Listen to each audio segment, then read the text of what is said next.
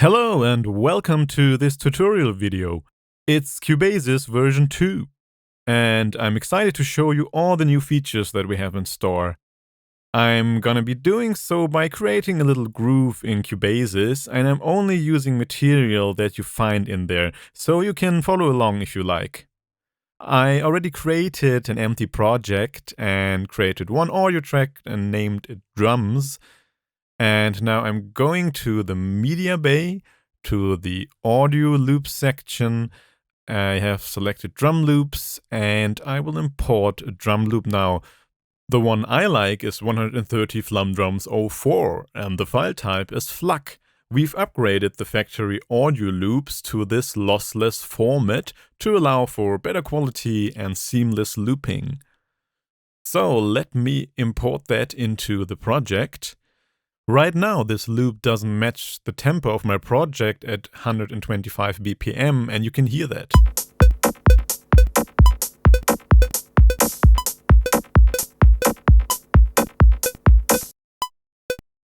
Let's double tap the audio event to bring up the editor, and you can see on the right hand side that it says 130 BPM. All the factory content has this tempo information. Now in Cubasis 2.0 we have a new option which is called Timestretch. Make sure that the event is selected and now tap on Stretch to bring up the Timestretch options. Simply press Auto and you can see that the loop has now been stretched to fill 4 bars. Right now there are some hidden options, so let me tap Stretch one more time and tap on the little arrow button to bring up the selection for the algorithms. We have 3 different algorithms available here: Mobile, Efficient and Pro. Pro is the best sounding one, Mobile requires the least resources, and Efficient is kind of in the middle between those two. Depending on your iPad model and the number of tracks, you might have to switch the algorithm to a more efficient one, but I'm gonna leave it at Pro now. Let's import another drum loop, 130 Who-Fill 01. I'll place it at bar 8 to create a little bit of variation for the drums. Now let's enable auto stretch and we're good to go. You might have noticed already that whenever I import an audio loop, it doesn't automatically match it to the project tempo. And the reason for that is that the iPad is a mobile device and time stretching can tax your CPU quite a lot, so it makes sense to turn on time stretching only where you need it. Of course, you can select multiple audio events on multiple tracks simultaneously and turn on time stretching for all of them, if you want to change the song tempo, for example. Previously, this only worked with MIDI, and now, of course, it works with audio.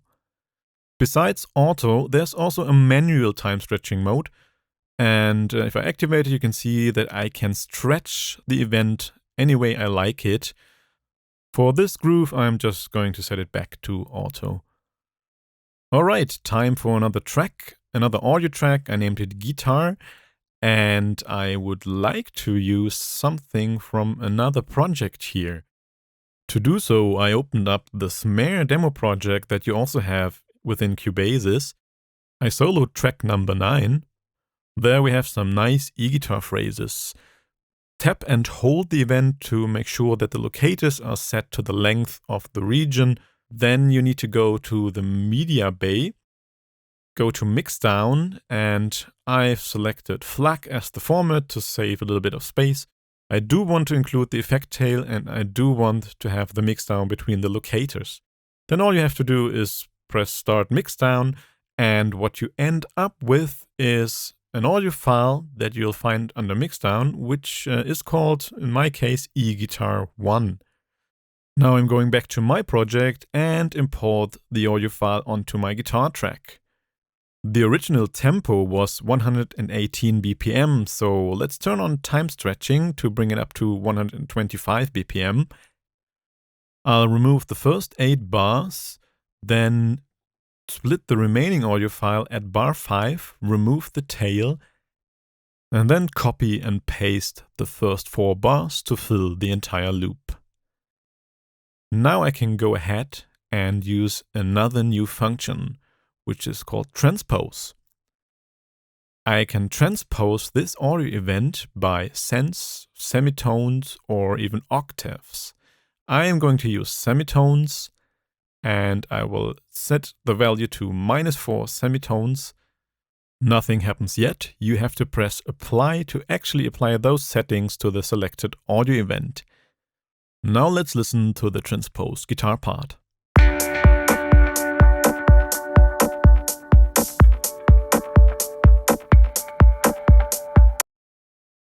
Great. Now that was a D major chord. For the second part of the guitar phrase, I would actually like to split it again because I would like to apply two different settings to those two parts. The first part I would like to transpose up by 3 semitones, which should give us an A major chord with this source material. Tap apply. Now let's select the second part and again go to transpose, and I will transpose this part by just 1 semitone, which should then give us a G major. Alright, let's listen to the entire transposed guitar part now.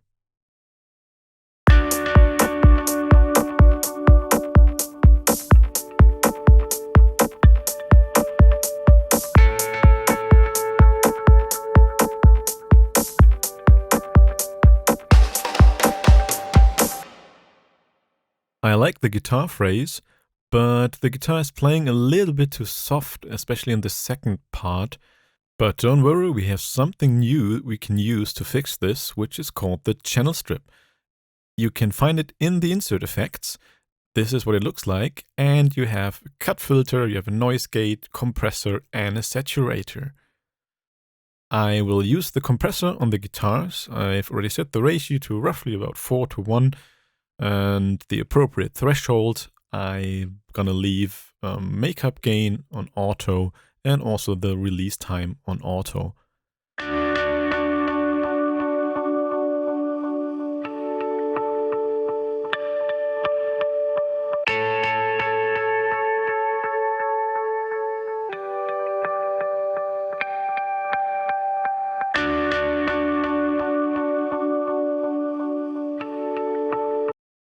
Now these effects come directly from Cubasis, so you can actually now use the same kind of quality effects on your iPad. We've programmed them in a way that when you hit the bypass button on any of those effects in the channel strip, then this effect doesn't use any additional resources anymore. This is also the default state of the channel strip when you activate it. Now if you look on the left-hand side where it says channel strip, there's an arrow icon, and you can tap that and you can switch the order of Studio EQ and channel strip the way you like it. For example, I have the channel strip first and then the Studio EQ, but you can also have it the other way around. Now let's look at the drum fill track. I've also activated the channel strip here, this time using the cut filter and the saturator. I set the saturation with the drive of roughly about 4.5, and I set the cut filter to round about 500 Hz, just to make sure that it doesn't conflict with the bass drum of the upper drum track. Now I think it's time for some bass. I created a MIDI track this time and connected my MIDI keyboard to the iPad. Now let's bring up the MicroLog.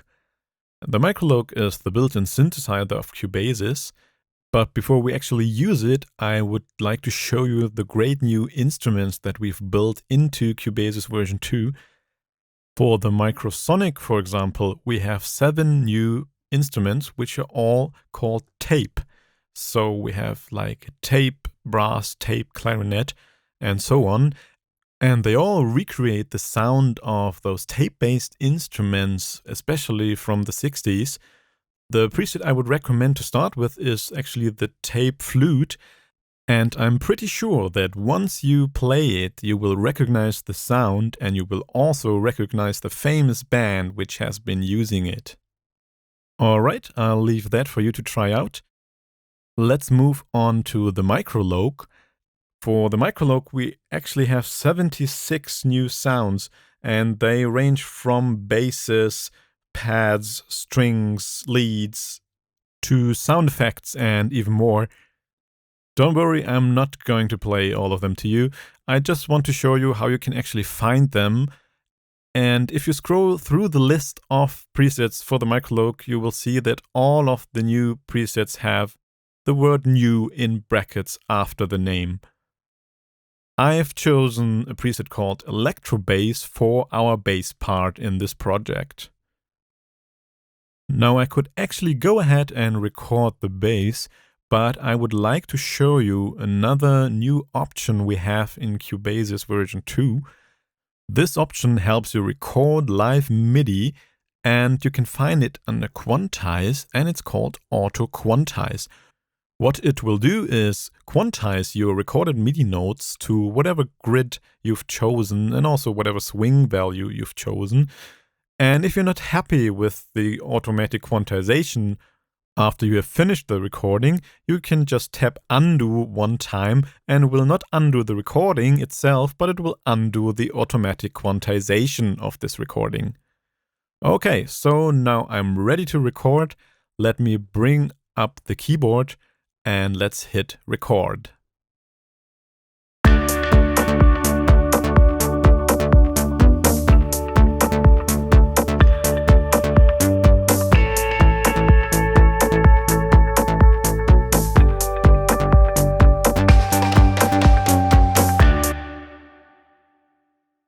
Let me record a pad sound on top of that. I created another track, named it pad. I'm also using the MicroLog and one of the new presets called Ultra Drone. I'm going to mix it very much in the background, so it functions more or less like an extended reverb. That's also the reason why I'm just going to play fundamentals now.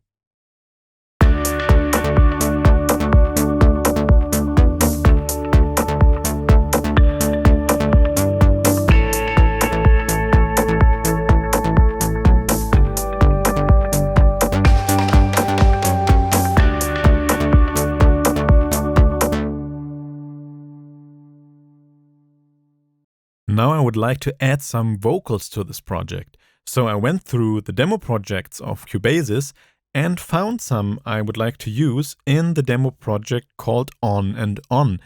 It's track 15, you can see it right here. They're starting at roughly bar 27. Let's listen to them. You think everything is perfect. For the audio mixdown, make sure that you disable the send effects because we can always add them later in our own project. Now I just followed the same procedure as I did with the guitars. I went through the mixdown procedure and created an audio file named You and I. Then I placed it into my project on track 6 and enabled Timestretching. We are stretching it quite a lot now, from 90 to 125 BPM. Let's listen to it now, but don't worry, we are going to fix the pitches in just a moment.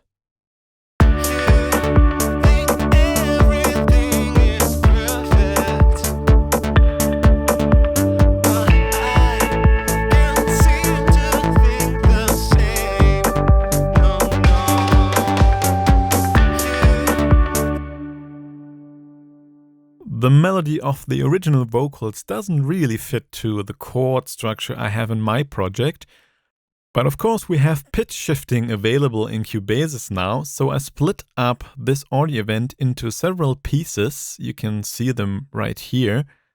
So sometimes it's just one word, sometimes it's a longer phrase, because now I can apply separate transpose settings to these individual clips. Now some I only transposed by a few semitones, but this part here, for example, I transposed by 7 semitones, which is quite a lot for vocals, especially since we're already time stretching it from 90 BPM. What I haven't explained yet is in the Transpose window, you also have options to alter the performance of the audio material, in this case, vocals. Now, Cubasis does take care of this automatically, but for more extreme values, like for example the 7 semitones I have here in this project, you might have to do some manual tweaking to get the sound that you like. Please note that the form and correction parameters are only available if you choose the Pro algorithm.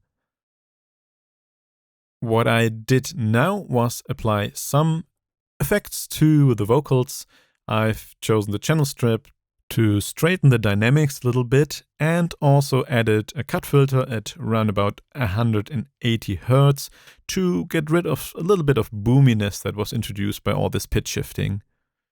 In the studio queue, I just did some minor changes to the higher frequency content. It seemed to fit into the mix a little bit better. The third effect here is turned on, but it's not active, and I will explain what it does in just a moment. I have enabled the reverb and also enabled the tape delay. I quite like this effect. It's part of the effects pack 1, but of course you can also use the built-in delay of Cubasis. Alright, now let's listen to our time-stretched and pitch-shifted vocals.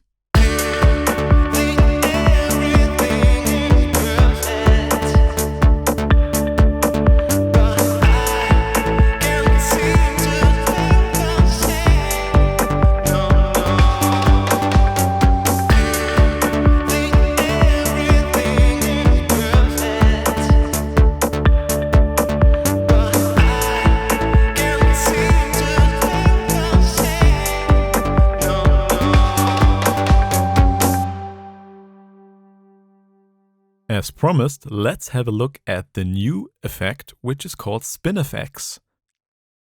I have loaded this onto the vocal track, but you can use it on any track you like. It's also great on drums, for example, or even the entire mix.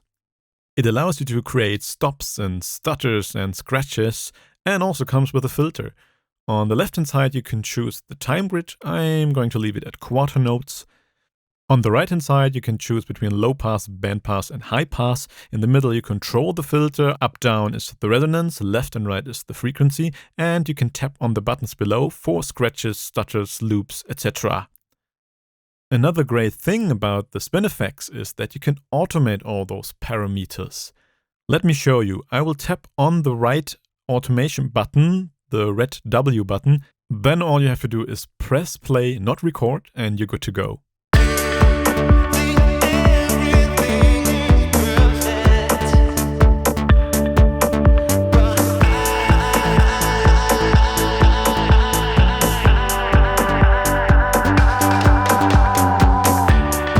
Now I will disengage write mode and Cubasis will follow the automation that I've done.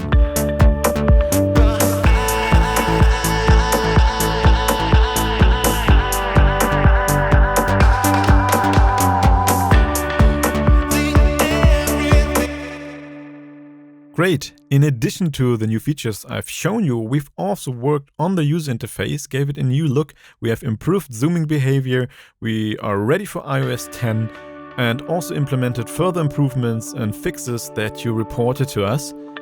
If you have Cubasis 1, then Cubasis 2 is a free update for you. That's it for this video, have fun making music, and until next time, bye.